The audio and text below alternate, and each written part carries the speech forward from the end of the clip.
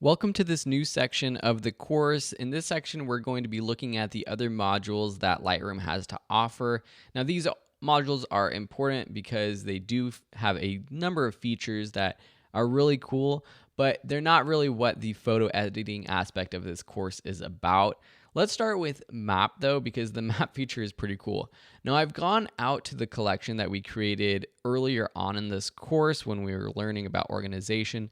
So I wanted to do that so that you can see all of the photos, what happens when all of the photos are selected, or if you just choose all photographs, that's fine too, and then go to the map module. Well, with the photos that I've shot and I've shared with you and the ones that we're using from online, not much happens, but we do get this map, and there are a few photos that are tagged to the map. Now you can navigate the map by clicking around, double clicking to zoom in. You can also use the zoom slider down here, or you can click on the photos, and if you click on them twice, you can actually see the photos from these different locations.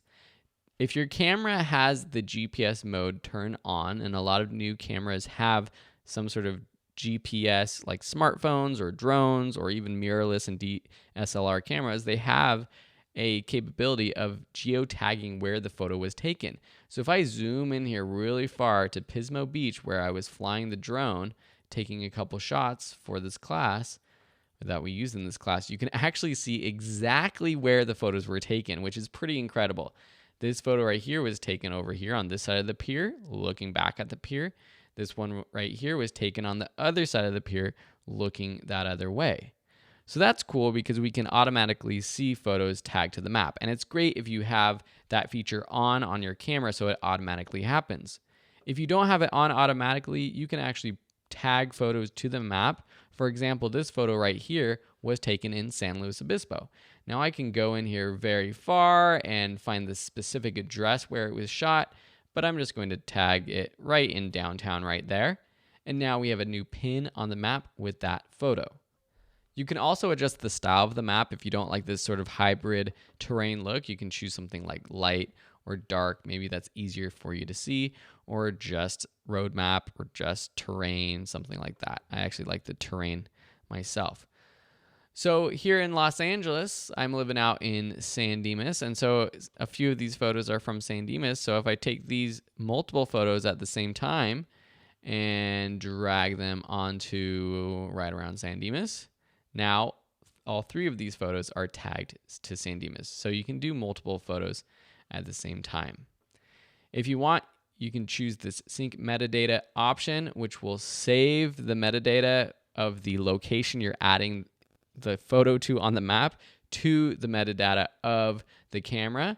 So basically just leave all of this information as is. It has the GPS coordinates there, and choose synchronize. And now these photos will have that data on that photo file itself. You can also save specific locations. So for example, on this trip where we went to San Luis Obispo and Pismo Beach, I might want to save this as a specific trip by choosing Save Location, clicking the plus button.